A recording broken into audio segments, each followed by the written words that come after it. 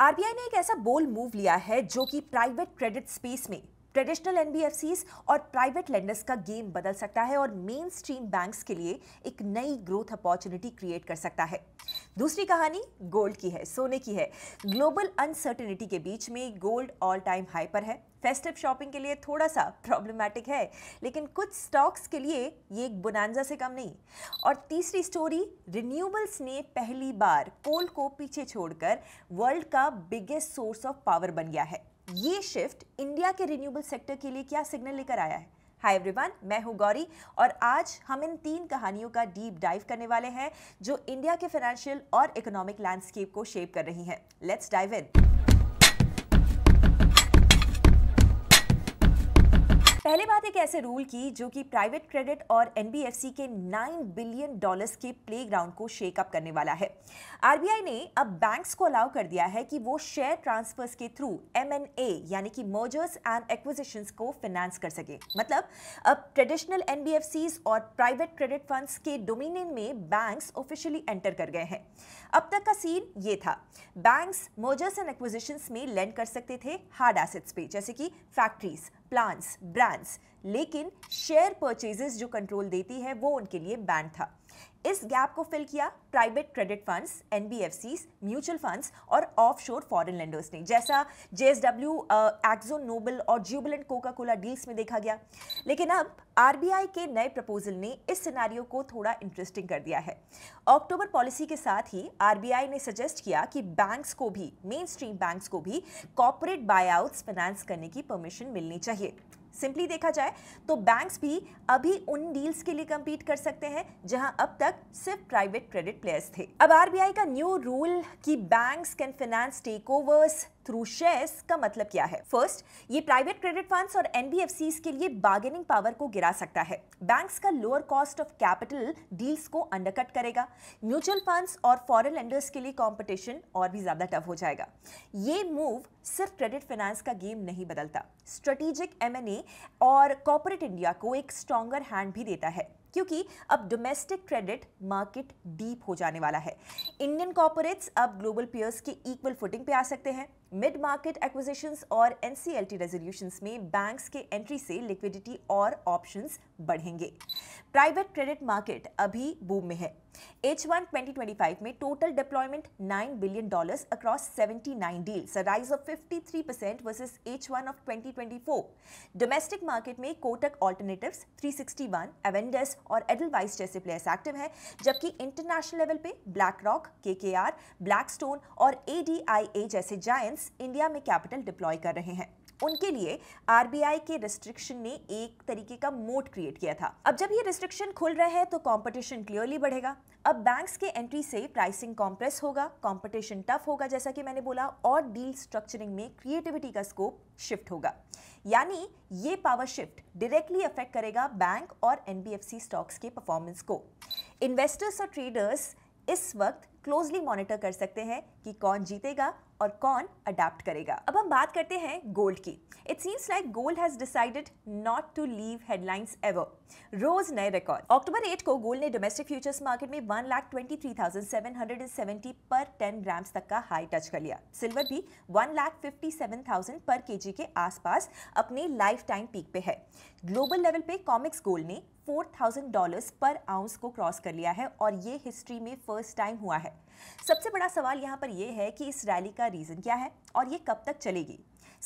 सबसे बड़ा रीजन है अनसर्टेनिटी। यूएस गवर्नमेंट शटडाउन की वजह से की इकोनॉमिक डेटा जैसे कि सितंबर जॉब्स रिपोर्ट डिले हुए हैं। साथ ही मार्केट एक्सपेक्ट कर रहा है कि फेडरल रिजर्व यानी कि यूएस का जो सेंट्रल बैंक है अपनी नेक्स्ट मीटिंग में एक रेट कट करेगा। जब भी ऐसे सिग्नल्स मिलते हैं, इन्वेस्टर्स सेफ एसेट्स की तरफ जाते हैं और गोल्ड हिस्टोरिकली सबसे ट्रस्टेड हेवन रहा है। इस रैली को और फ्यूल मिल रहा है सेंट्रल बैंक से। Across the globe central banks including RBI gold buy कर रहे हैं, अपने रिजर्व्स को डाइवर्सिफाई कर रहे हैं। जब गवर्नमेंट्स भी गोल्ड अक्यूमुलेट करने लग जाती है तो रिटेल सेंटिमेंट ऑटोमेटिकली स्ट्रांग हो जाता है। अब इसका इम्पैक्ट ज्वेलरी कंपनीज पर काफी लेयर्ड है। टाइटन, सेंको गोल्ड, कल्याण ज्वेलर्स, पीसी ज्वेलर्स जैसे प्लेयर्स फेस्टिव सीजन के टाइम वैसे ही स्पॉटलाइट में रहते हैं। हाई गोल्ड प्राइसेस का एक क्लियर बेनिफिट ये है कि इन कंपनीज के पास जो गोल्ड इन्वेंट्री ऑलरेडी है उसका वैल्यू इंक्रीज होता है, मतलब शॉर्ट टर्म में बैलेंस शीट बेटर दिखाई दे सकती है। ऑल्सो रेवेन्यू भी अनअफेक्टेड रहता है इवन इफ सेल्स वॉल्यूम थोड़ा गिर जाए, क्योंकि पर ग्राम प्राइसेस हायर होते हैं। कस्टमर्स हाई प्राइस एनवायरनमेंट में लाइट वेट और डिजाइनर ज्वेलरी को प्रेफर करते हैं और इससे भी कंपनीज को बेटर मार्जिन्स मिलते हैं। लेकिन it is never that simple. Historically जब गोल्ड प्राइस बहुत हाई होता है तो डिमांड स्लो डाउन भी देखने को मिल सकती है, स्पेशली नॉन फेस्टिव मंथ्स में। लोग बाइंग को पोस्टपोन करते हैं या स्मॉलर पीसेस को खरीदते हैं। रिटेलर्स को सेम इन्वेंट्री मेंटेन करने के लिए ज्यादा कैपिटल लगता है और वो बोरोइंग्स को बढ़ाते हैं। एनालिस्ट्स का कहना है कि अगर गोल्ड लंबे ड्यूरेशन तक हाई रहा तो ज्वेलरी कंपनीज के मार्जिन्स पर प्रेशर आ सकता है, पर अभी के लिए फेस्टिव सीजन और जीएसटी रिलीफ जैसे consumption boosters short term sentiment को सपोर्ट कर रहे हैं। दूसरी तरफ गोल्ड फाइनेंसियर्स जैसे कि मुथूट फाइनेंस और मनप्पुरम फाइनेंस के लिए ये रैली एक ब्लेसिंग है। जब गोल्ड के रेट्स हाई होते हैं तो बोरोवर्स अपना गोल्ड प्लेज करके ज्यादा अमाउंट का लोन ले सकते हैं for the same weight of gold. Loan disbursements बढ़ते हैं और कोलैटरल कवरेज भी इंप्रूव होता है। लेकिन अगर गोल्ड प्राइसेस शार्पली करेक्ट हुए तो loan to value ratios disturb हो सकते हैं। इसीलिए आरबीआई हमेशा गोल्ड लोन सेगमेंट को क्लोजली मॉनिटर करता है। इन्वेस्टर्स के लिए यहां पर एक सिंपल इंसाइट है, गोल्ड रैली का रिपल इफेक्ट ज्वेलरी, फाइनेंसिंग और ईटीएफ्स तक भी जा सकता है। शॉर्ट टर्म में मोमेंटम ट्रेडर्स के लिए स्कोप है, पर लॉन्ग टर्म इन्वेस्टर्स को रियल कंजम्पशन और पॉलिसी क्यूज पे ध्यान देना होगा। आज की लास्ट स्टोरी में हम बात करेंगे एक लिटरल पावर शिफ्ट की। 2025 के फर्स्ट हाफ में रिन्यूएबल्स ने कोल को पीछे छोड़ दिया है और दुनिया का बिगेस्ट सोर्स ऑफ इलेक्ट्रिसिटी बन गया है। और इंडिया, हमने भी ये ट्रेंड मिरर किया है। Obviously, it is a good news for both renewable energy sector and planet Earth. UK based energy think tank amber के डेटा के मुताबिक ग्लोबली रिन्यूएबल्स का शेयर 34.3% तक बढ़ गया है, जबकि कोल 33.1% पे आ गया है। चाइना और इंडिया में कोल का यूज टेम्पररी गिरा है। चाइना में ये डिक्लाइन ज्यादा स्ट्रक्चरल है।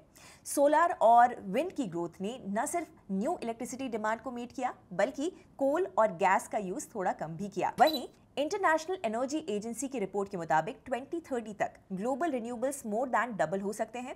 80% नई कैपेसिटी सोलर से आएगी। चाइना रिन्यूएबल ग्रोथ में टॉप पर है, इंडिया सेकंड पर। यानी इंडिया अब ग्लोबल क्लीन एनर्जी मैप पे सीरियस प्लेयर बन रहा है।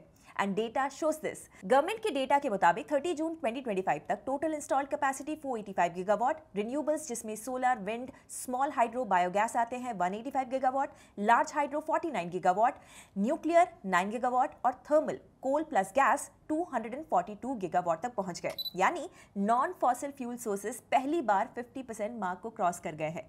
थर्मल का शेयर 2015 में 70% था, अब 49.9%। एमिशंस में भी पहली बार हल्का सा डिप देखा गया, partly due to better weather, partly due to renewables surge. ये इंडिया के लिए एनर्जी डिप्लोमेसी और क्लाइमेट कमिटमेंट दोनों का सिग्नल है। पेरिस एग्रीमेंट 2015 में 2030 तक 40% नॉन फॉसिल टारगेट था, 2022 में 50% हो गया।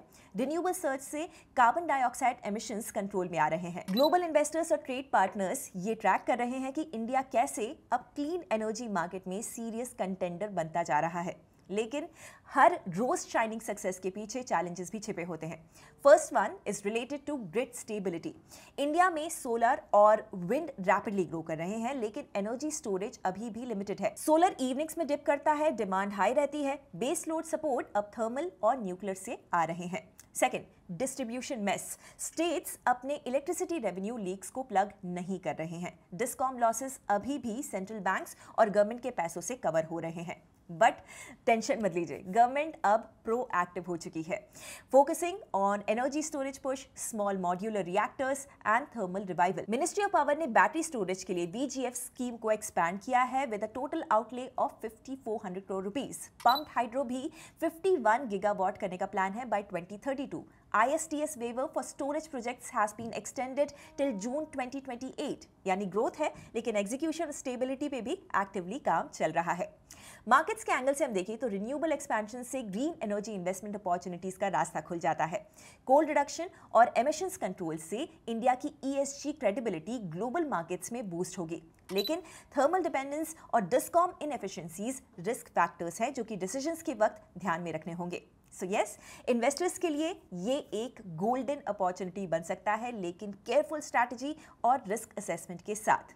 अगर इंडिया अपनी रिन्यूएबल एम्बिशन को सक्सेसफुली एग्जीक्यूट करता है तो 2030 तक हम not just energy secure but climate leader भी बन सकते हैं। तो आज के अपडेट्स में हमने देखा आरबीआई का bold proposal mainstream banks को कॉर्पोरेट बायआउट्स फाइनेंस करने दे रहा है, जो शायद नॉन बैंक लेंडर्स के लिए थ्रेट बन सकता है।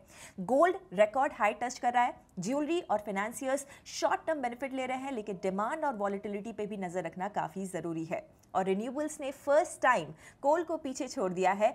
अब लॉन्ग टर्म में क्लीन टेक और रिन्यूएबल लिंक्ड प्लेस पे सबकी नजर होगी। तो बताइए आपको कौन सी स्टोरी सबसे ज्यादा इंपैक्टफुल लगी? कमेंट्स में बताइए अपनी राय, और ऐसे मार्केट अपडेट्स के लिए सब्सक्राइब करें अप स्टॉक्स को। Investment in securities market are subject to market risks. Read all the related documents carefully before investing.